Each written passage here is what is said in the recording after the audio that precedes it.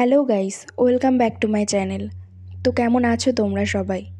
আজকে আমি এক্সপ্লেন করতে চলেছি 2023 সালে আসা সিনেমা 12 ফেল। তো দেরি না করে চলো টপিকে চলে যাই।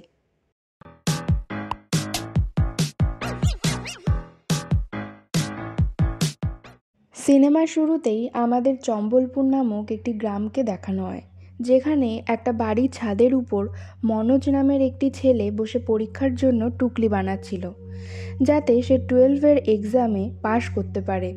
তখনই তাদের বাড়িতে পোস্টম্যান আসে আর মনোজের বাবার সঙ্গে বলে যে তোমার কি মনে হয় ওরা তোমাকে এমনি এমনি ছেড়ে দেবে? ওরা তোমাকে সাসপেন্ড নোটিশ পাঠিয়েছে। তখন মনোজের বাবা নোটিশ নিতে চায় না। তখন মনোজের ঠাকুমা পোস্টম্যানের হাত ধরে মনোজের ভাই কমলেশকে বলে যে কে আমার ছেলেকে সাসপেন্ড করেছে বন্দুক নিয়ে আয়, আমি দেখছি। তখন আমাদেরকে ফ্ল্যাশব্যাকে দেখানো হয় যে মনোজের বাবা যেখানে কাজ করত সেখানে উনি ওনার মালিককে পরিষ্কার বলে দেয় যে সে ঘুষ খাওয়া কাজ করতে পারবে না, আর এই কথাতেই তাদের মধ্যে ঝামেলা হয়ে যায়। তারপর মনোজের বাবা তার মালিককেই জুতো দিয়ে মেরে দেয়। এরপর সিন আবার প্রেজেন্টে শিফট হয়, আর আমরা দেখতে পাই রাতে সবাই যখন খাবার খাচ্ছিল তখন মনোজের বাবা বলে যে আমি এবার এদের বিরুদ্ধে কেস লড়ব, আর এর জন্য আমাকে শহরে যেতে হবে। তখন মনোজের মা বলে তুমি যদি চলে যাও তাহলে ঘর কিভাবে চলবে? কিন্তু মনোজের বাবা তার কোনো কথাই শোনে না। এবার পরদিন মনোজ এক্সাম রুমে বসেছিল আর টুকলি বের করছিল। তখনই মনোজের স্যার বলে যে বোর্ডে আমি সব অ্যান্সার লিখছি আর তোমরা সবাই এটা দেখে দেখে লিখে নাও। এরই মাঝে বিপদ হয় যে তখনই ওখানে গ্রামের নতুন ডিএসপি চলে আসে আর বলে এখানে এসব কি হচ্ছে। তখন স্কুলের প্রিন্সিপালও সেখানে চলে আসে আর বলে যে এটা বিধায়কের স্কুল। এটা বলে সে ডিএসপিকে ঘুষ দেওয়ার চেষ্টা করে, কিন্তু ডিএসপি প্রিন্সিপালকে অ্যারেস্ট করে নিয়ে চলে যায়। এখানে আমরা দেখি চিটিং না করার জন্য মনোজ ফেল করে, আর মনোজের বাবা কেস লড়ার জন্য শহরে চলে যায়, যার জন্য মনোজের মা ঘর কিভাবে চলবে এটা নিয়ে চিন্তা করতে থাকে। সেই দিন রাতে মনোজ আর কমলেশ বাড়ি ফেরে আর তার মায়ের হাতে টাকা দিয়ে বলে কাল থেকে আমরা গাড়ি চালাবো, যেখানে আমাদের লোকজনকে এক জায়গা থেকে অন্য জায়গায় ছাড়তে হবে। পরদিন এরা দুজন নিজেদের গাড়িতে করে লোকেদের নিয়ে যাচ্ছিল। তখন একটা লোক ওদেরকে দাঁড় করায় আর বলে লোকেদের বাসে বসানোর কথা, কিন্তু কমলেশ মানা করে দেয়। তখন ওই লোকটা বলে এই বাসটি বিধায়কের বাস, এই বাস খালি যাবে না। এই কথা শুনে কমলেশ রেগে যায় ও সে তার জুতো খুলে ওকে মেরে দেয়, আর তারা ওখান থেকে চলে যায়। কিছু দূর যাওয়ার পর পুলিশ আসে আর তাদের দুই ভাইকে অ্যারেস্ট করে নিয়ে চলে যায়, কারণ ওরা বিধায়কের লোকের উপর হাত তুলেছিল, তাই বিধায়ক তাদেরকে মিথ্যে কেসে ফাঁসিয়ে দিয়েছিল। এরপর পুলিশরা জেলের ভিতরে ওদেরকে খুব মারছিল। তখন পুলিশ ওদের বাবাকে চোর বলে। এটা শুনে মনোজ রেগে যায় আর তাকে মারার হুমকি দিয়ে দেয়। এটা শুনে পুলিশটা মনোজকে জেল থেকে বের করে আর বলে তুই আমাকে মেরে দে, না হলে আমি তোর ভাইকে মেরে দেবো। এটা শুনে মনোজ দৌড়ে ওখান থেকে পালিয়ে ডিএসপির কাছে চলে যায়, কারণ ও জানতো ডিএসপি একটা ভালো মানুষ। সেখানে ডিএসপি মনোজের সব কথা শোনে আর থানায় পৌঁছে যায়। ওখানে যাওয়ার পর ডিএসপি মনোজ আর কমলেশকে বাড়ি পাঠিয়ে দেয় আর পুলিশদের সাথে আলাদা কথা বলে। এরপর ডিএসপি যখন গাড়ি করে বাড়ি ফিরছিল তখন সে দেখে মনোজ আর কমলেশ হেঁটে বাড়ি ফিরছে। এটা দেখে ডিএসপি তাদেরকে লিফট দিয়ে দেয়। তখন মনোজ বলে স্যার আমি আপনার মতো হতে চাই। তখন ডিএসপি বলে এর জন্য তোমাকে চিটিং ছাড়তে হবে। এরপর ওরা বাড়ি চলে আসে। এরপর আমাদের পরের বছরের সিন দেখানো হয়, যেখানে ডিএসপি ট্রান্সফার হয়ে গিয়েছিল আর সব বাচ্চা আবার চিটিং করছিল, কারণ মনোজের কানে ডিএসপির কথাগুলো বাজছিল। সেই বছর বিনা চিটিংয়ে মনোজ 12 পাস করে। এর পরের 3 বছর ও খুব ভালো করে পড়াশোনা করতে থাকে। মনোজের মা বাড়ির খরচ চালানোর জন্য বাড়ির সব গরু বেচে দিয়েছিল। মনোজ এবার ঠিক করে যে যা হোক করে ও ডিএসপি তো হবেই। এরপর মনোজ যেদিন বিয়ে পড়া শেষ করে সেদিন মনোজকে ওর ঠাম্মা নিজের কাছে ডাকে আর পেনশনের থেকে বেঁচে যাওয়া টাকাটা তার হাতে দিয়ে বলে যে এবার তুই যা আর ডিএসপি হয়েই ফিরিস। এরপর মনোজ পরদিন গোয়ালিয়র যাওয়ার জন্য বাসে উঠে পড়ে, কিন্তু কিছু দূর যাওয়ার পর মনোজের ঘুম এসে যায়। বাস গোয়ালিয়র পৌঁছালে কন্ডাক্টর ওকে ওঠায়। তখন মনোজ জানতে পারে যে ওর সব জিনিসপত্র কে যেন চুরি করে নিয়েছে, আর এখন তার কাছে ফিরে যাওয়ার জন্য কোনো টাকাও নেই। এবার মনোজ কোচিংয়ের জন্য যখন ঘোরাঘুরি করছিল তখন একটা কোচিং থেকে মনোজ জানতে পারে ডিএসপির ভর্তি দেওয়া আর হচ্ছে না, কারণ সরকারের কাছে আর টাকাই নেই তাদের দেওয়ার জন্য।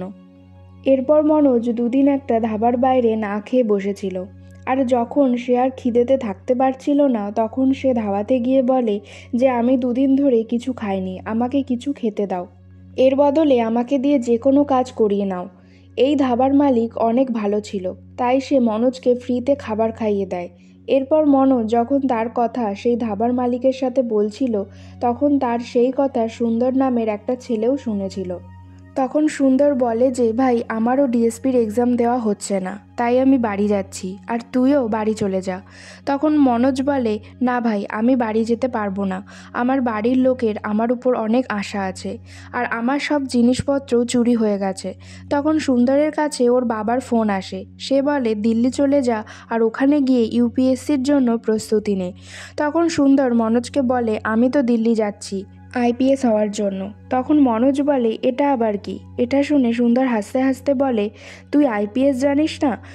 তখন সে বলে, আইপিএস ডিএসপির থেকেও বড় হয়। এটা শুনে মনোজ বলে, আমিও আইপিএস হতে চাই, আমাকেও তোমার সাথে নিয়ে চলো, তুমি যা বলবে আমি সব করব।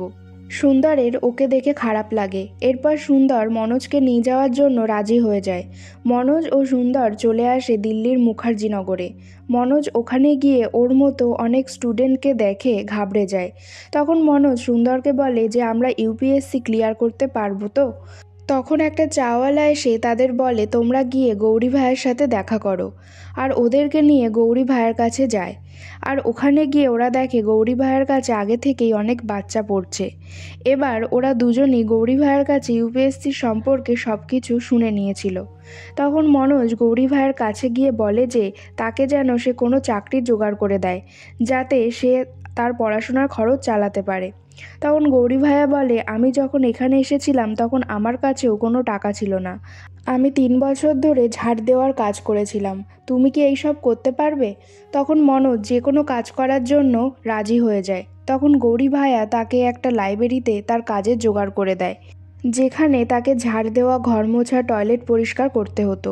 এর কিছুদিন পর গৌরী ভাইয়ার রেজাল্ট বের হয়, কিন্তু গৌরী ভাইয়ার ইউপিএসসি ক্লিয়ার করতে পারে না, আর এটা তার শেষ অ্যাটেম্প ছিল। এর জন্য সবাই অনেক নিরাশ হয়ে পড়েছিল। এখন আমরা সুন্দরকে দেখতে পাই যে ভাবছিল এইবার দল পাল্টাতে হবে, কারণ এই বছরই একটা ইংলিশ মিডিয়ামে পড়া ছেলে টপ করেছিল, আর সুন্দর ওর দলেই চলে যায়। কিন্তু মনোজ এখনও গৌরী ভাইয়ের সাথেই ছিল। গৌরী ভাইয়া হার মানে না, সে বলে, আমার হয়নি তো কি হয়েছে, তোমাদের মধ্যে কোনো একজনের হলেই আমি মনে করব যে আমিও আইপিএস হয়ে গেছি। এরপর গৌরী ভাইয়া চায়ের দোকানে রিস্টার্ট বলে একটা পোস্টার লাগায়, আর চা বানানোর সাথে সাথে বাচ্চাদের পড়ানোও শুরু করে দেয়।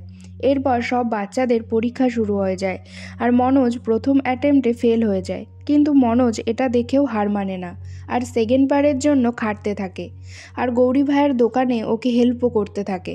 একদিন মনোজ চা দিতে দিতে ইংলিশ মিডিয়াম বাচ্চাদের গ্রুপে পৌঁছে যায়।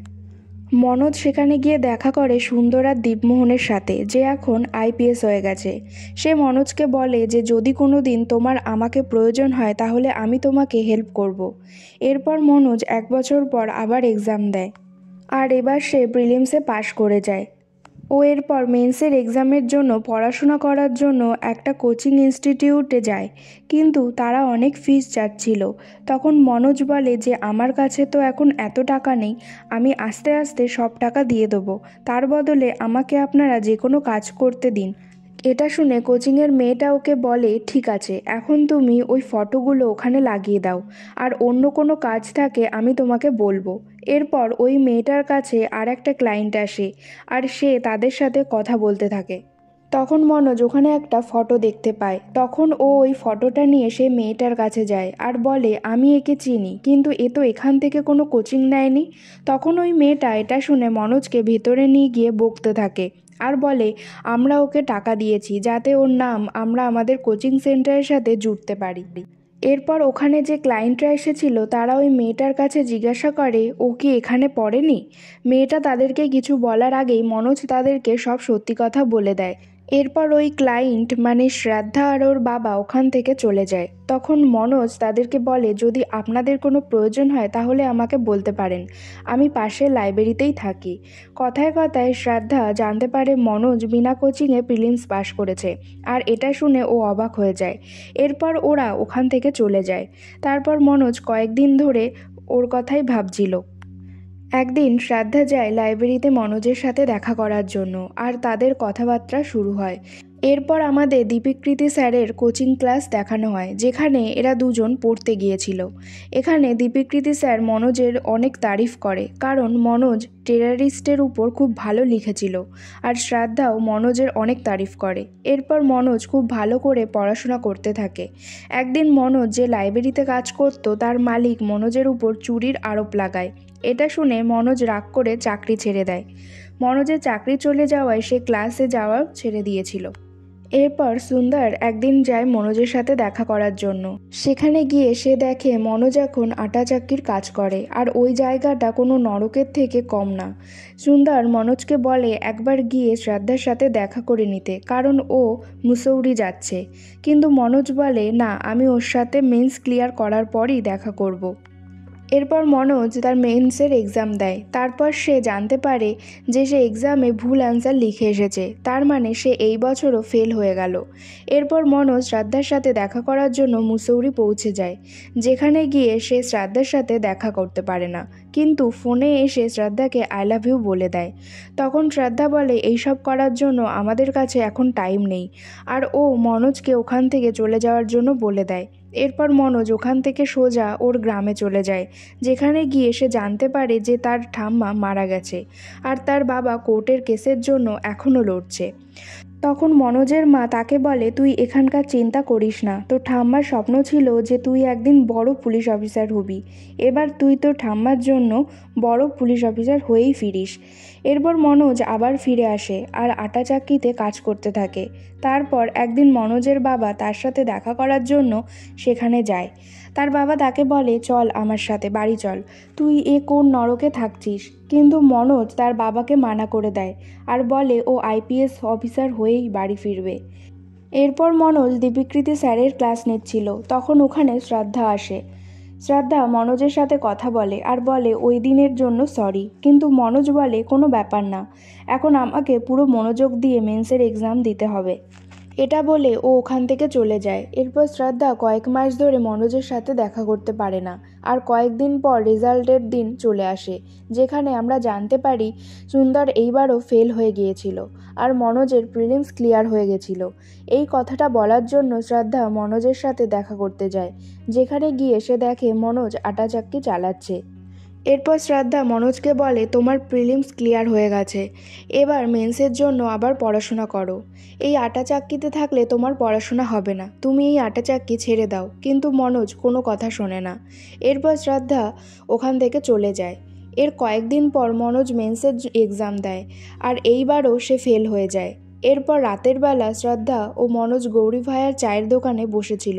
তখন ওখানে সুন্দর আসে, আর তাদের দুজনকে একসাথে বসে থাকতে দেখে তার হিংসে হতে থাকে, কারণ ওর গার্লফ্রেন্ড ওকে ছেড়ে চলে গিয়েছিল।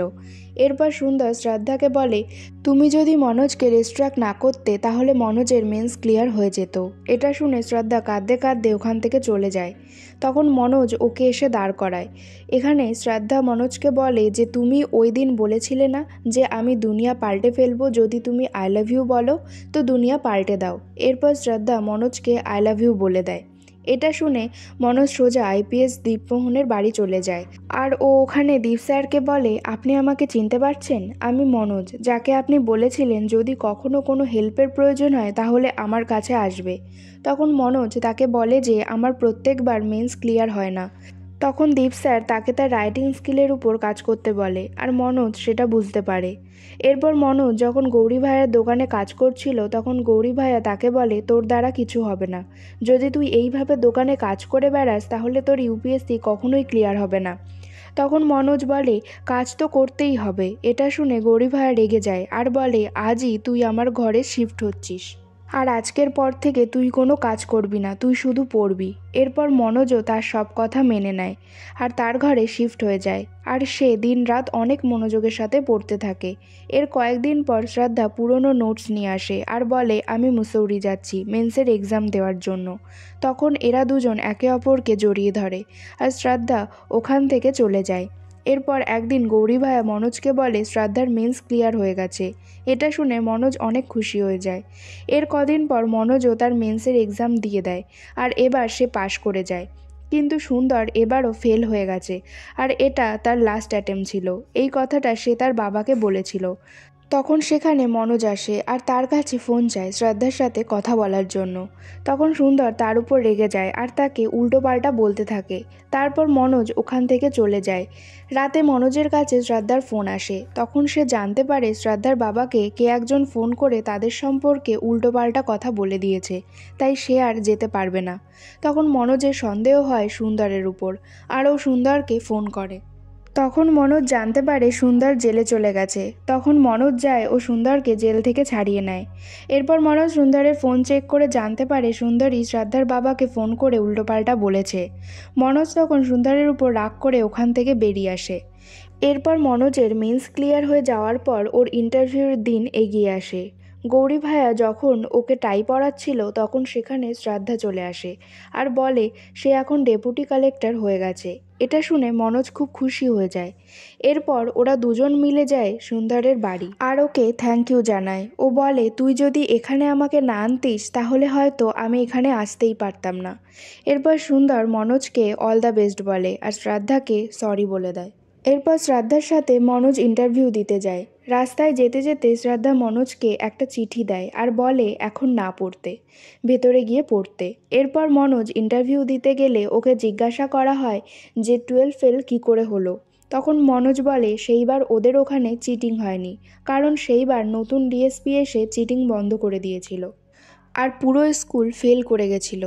এরপর মনোজকে কিছুক্ষণের জন্য বাইরে বসতে বলা হয়। এরপর মনোজ বাইরে এসে শ্রদ্ধার চিঠিটা পড়তে থাকে, যেখানে লেখা ছিল মনোজ যাই করুক না কেন ও ওকেই বিয়ে করবে। এটা পড়ে মনোজ অনেক খুশি হয়ে যায়। এর কিছুক্ষণ পর মনোজকে ভিতরে আবার ডাকা হয়, যেখানে প্রশ্ন করা হয় মনোজ যদি আইপিএস না হয় তাহলে ও কি করবে। ও বলে আইপিএস না হলে ও গ্রামে চলে যাবে আর বাচ্চাদের শেখাবে যাতে কেউ চিটিং না করে। এরপর আরও কিছু প্রশ্ন করার পর ওর ইন্টারভিউ শেষ হয়ে যায়। মনোজ ভেবেছিল ওর লাস্ট অ্যাটেম্পটও ফেল হয়ে গেছে, কিন্তু রেজাল্ট বের হওয়ার পর দেখা যায় যে মনোজ আইপিএস হয়ে গেছে। এই খবর ওর বাড়ির সবাইকে জানালে সবাই খুশি হয়ে যায়। এরপর ও একটা পুলিশ স্টেশনে গেলে সেখানকার ডিএসপি ওকে স্যালুট করে। এটা সেই ডিএসপি ছিল যে চিটিং ছাড়তে বলেছিল মনোজকে। উনি মনোজকে জড়িয়ে ধরে। এরপর একদিন মনোজ ও শ্রদ্ধার বিয়ে হয়ে যায় আর এখানেই শেষ হয়ে যায় এই সিনেমা। তো কেমন লাগলো আজকের এক্সপ্লেনেশন অবশ্যই কমেন্ট সেকশানে জানাবে। ভালো লাগলে লাইক সাবস্ক্রাইব করবে আর হ্যাঁ, সাবস্ক্রাইব করার সময় পাশের বেল আইকনটি প্রেস করে দেবে, যাতে আমি যখনই নতুন ভিডিও আপলোড করব তার ইনস্ট্যান্ট নোটিফিকেশান তোমাদের কাছে পৌঁছে যায়।